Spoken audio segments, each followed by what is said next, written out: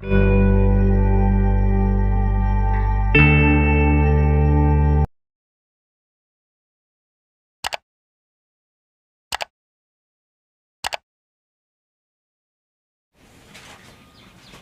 Morning dear student, कैसे हैं आप। मैं आशा करता हूं कि आप अच्छे होंगे।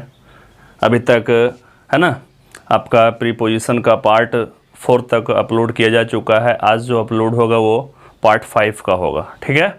प्रीपोजिशन में अब जहां तक मेरी समझ में है कि अगर पार्ट 4 तक आपने पूरा वीडियो लास्ट तक देखा होगा तो बहुत सारे कन्फ्यूजन आपके माइंड से दूर हुए होंगे। तो बिना देरी किए हुए आइए हम लोग पार्ट 5 की ओर चलते हैं। उससे पहले मैं एक बार कहना चाहता हूं, जो चैनल पे नए जुड़े हैं प्लीज़ लाइक शेयर सब्सक्राइब ज़रूर कीजिए, क्योंकि इस चैनल पे आपको एक से बढ़कर एक कंटेंट देखने को मिलेगा और उससे आपके सारे कन्फ्यूजन जो है वो दूर हो जाएंगे। आइए पार्ट 5 की ओर चलते हैं, ठीक है।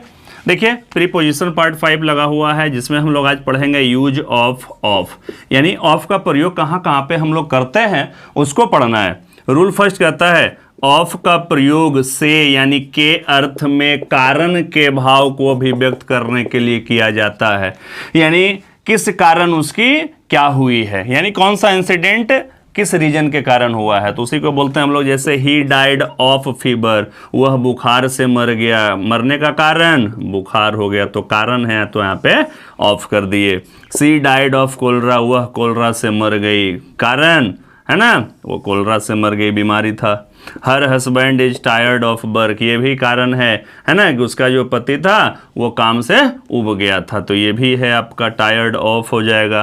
फिर Guddu is fond of music, क्या चीज़ है, गुड्डू को संगीत से लगाव है, संगीत से शौक है। तो इस तरह से ऐसे सिचुएशन में हम लोग ऐसे कंडीशन में ऑफ का प्रयोग करते हैं। इसी में नोट लिखा हुआ है, यदि किसी व्यक्ति की मृत्यु इलनेस या डिजीज, यानी डिजीज का मतलब बीमारी होता है, हंगर या स्टारवेशन यानी भूख जिसको बोलते हैं, भूखमरी होना, थर्स्ट प्यास के कारण, ग्रीफ दुख शोक के कारण, सेम शर्मिंदगी लज्जा के कारण होती है, तो डाई के बाद आपको ऑफ प्रीपोजिशन का प्रयोग करना होता है, ना कि फ्रॉम विथ बाय। एक बार फिर से, जब किसी कारण से है ना व्यक्ति की मृत्यु अगर बीमारी से हो रही है, भूखमरी से हो रही है, प्यास से हो रही है, ग्रीफ यानी दुख से हो रही है, सेम यानी शर्म लज्जा के कारण होती है, तो डाई के बाद आपको सिर्फ और सिर्फ ऑफ प्रीपोजिशन लगाना होगा, ना कि फ्रॉम विथ बाय का। जैसे ही डाइड ऑफ ग्रीफ, वह दुख के कारण मर गया, शोक से मर गया।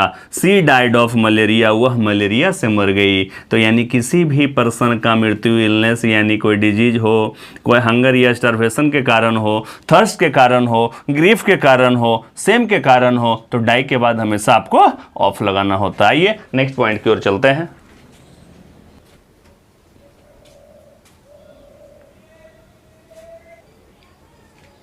आइए डियर स्टूडेंट देखते हैं रूल नंबर 2 कहता है, यदि किसी व्यक्ति की मृत्यु वुंड यानी घाव, ओवर ईटिंग ज़्यादा खाने से, ओवर ड्रिंकिंग ज़्यादा पीने से, फूड पॉइजनिंग है ना, भोजन कुछ उल्टा पुल्टा खाने से के कारण होती है, तो डाई के बाद क्या लगता है, फ्रॉम प्रीपोजिशन का प्रयोग होता है, ना कि ऑफ विथ बाई फॉर का। जैसे she died from A wound, वह क्या हो गई, जख्म से मर गई।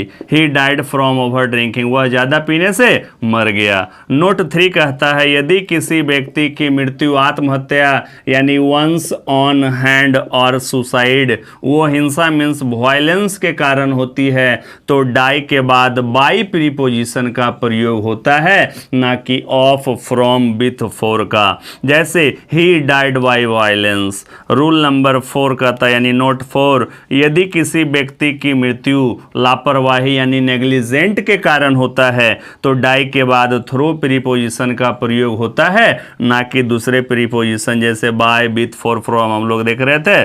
For example, his grand father died through neglect, उसके दादाजी लापरवाही के कारण मर गए। आइए नेक्स्ट पॉइंट की ओर चलते हैं हम लोग।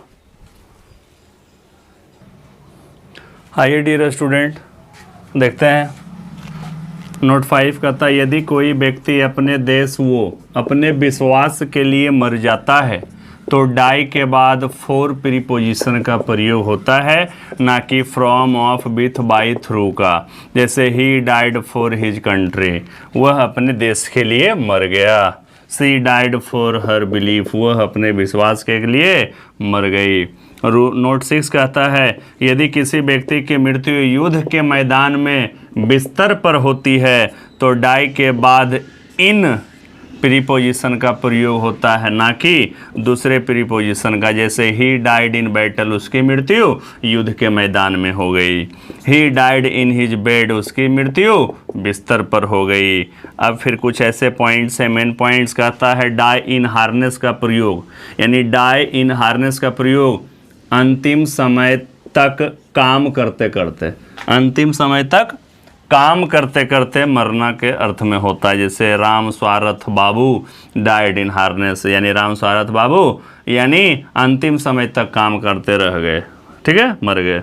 नेक्स्ट क्या कहता है डाई का प्रयोग के साथ समाप्त होना या विलुप्त होना के अर्थ में होने पर इसके बाद कौन सा प्रीपोजिशन विथ का प्रयोग होता है। जैसे she died with her lover, वह अपने लवर के साथ मर गई, यानी इसका मतलब होता है डाई विथ समबडी। आइए नेक्स्ट पॉइंट में, बहुत इंपॉर्टेंट टॉपिक है ये ऑफ वाला, बहुत इंपॉर्टेंट। आइए डियर स्टूडेंट देखते हैं, फिर ये मेन पॉइंट में है इसलिए स्टार दिए हैं। काउज के बाद ऑफ तथा रीजन के बाद फॉर। देखिए हम लोग काउज ऑफ भी कर देते हैं, रीजन ऑफ भी कर देते हैं, काउज फॉर भी कर देते हैं और रीजन फॉर भी करते हैं। इसी कंसेप्ट को सीखना है। काउज के बाद ऑफ प्रीपोजिशन का प्रयोग करना है और रीजन के बाद फॉर का प्रयोग करना है। जैसे what is the cause, cause के बाद क्या आ गया, ऑफ आ गया। मर्डर का कारण क्या है, what is the reason for, यानी काउज के बाद ऑफ आना है, रीजन के बाद फॉर का प्रयोग होना है। Reason for the absence of the teacher. Rule 2 का था, अब रूल 2 आया।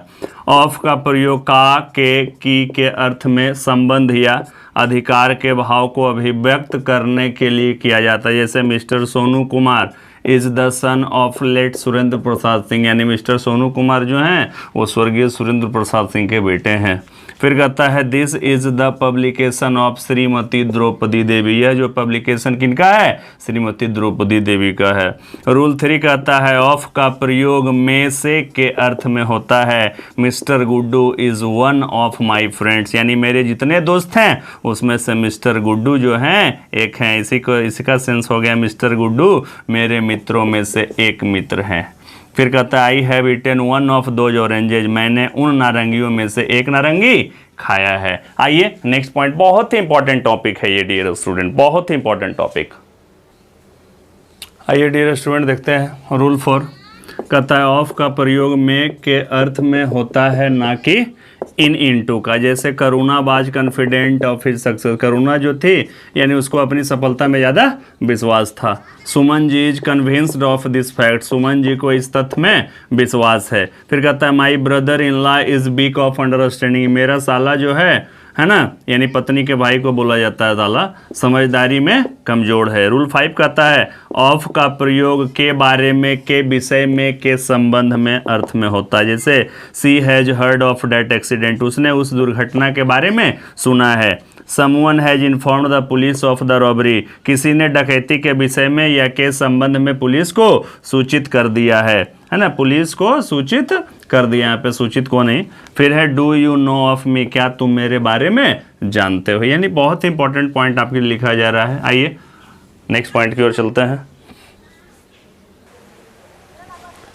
आइए डियर स्टूडेंट देखते हैं रूल 6 कहता है ऑफ का प्रयोग ओरिजिन, सोर्सेज, स्रोत के भाव को अभिव्यक्त करने के लिए होता है। जैसे Pandit Nehru came of a rich family, Ram comes of a poor family, this house is made of bricks, this table is made of wood. समझ गए होंगे आप। रूल 7 कहता है ऑफ का प्रयोग क्वालिटी यानी गुण, पोजीशन अधिकार, ए पोजीशन उसकी जगह लेना, स्पेस इन टाइम जो निर्धारित समय दिया गया उसमें, और पॉइंट ऑफ रेफरेंस के अर्थ में होता है। जैसे our publisher is a man of principle, quality बता रहा है कि हमारे जो पब्लिशर हैं वो सिद्धांतवादी हैं, जो कहते हैं वो करते हैं। I lived in the house of Ram Ratan Singh, मैं पोजीशन अधिकार, मैं राम रतन सिंह के घर में रहता था। Mohan the son of mister Kaushal Kishore got married, Mohan जो कि मिस्टर कौशल किशोर का बेटा था उसकी शादी हो गई। The doctor came back with in an hour of the appointed time, space in time है यानी जो निर्धारित समय गया 1 घंटा के अंदर, तो वो आ गया doctor. Rekha is blind of one eye, Rekha जो एक आंख से अंधी है, पॉइंट ऑफ रेफरेंस है। आइए नेक्स्ट पॉइंट की ओर चलते हैं हम लोग।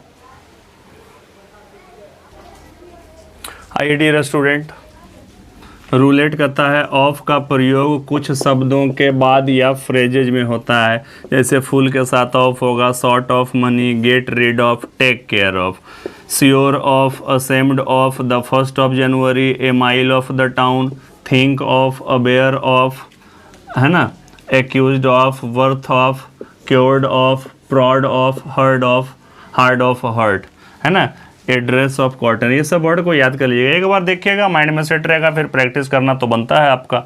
अब नेक्स्ट है OFF ऑफ। देखिए ये भी है, कहता है ऑफ का प्रयोग एट ए डिस्टेंस फ्रॉम या फार फ्रॉम के अर्थ में सेपरेशन, बिलगाव के भाव, बिलगाव का मतलब अलग अलग, ठीक है, के भाव को अभिव्यक्त करने के लिए होता है। जैसे ही पुट ऑफ हिज कोट, उसने अपना कोट उतारा। That old man fell off the ladder, वह बूढ़ा व्यक्ति सीढ़ी से गिर गया, पैर फिसला होगा, ये गलती हो गई होगी, एक सीढ़ी के चलते दूसरी सीढ़ी उतर गए होंगे गलती से।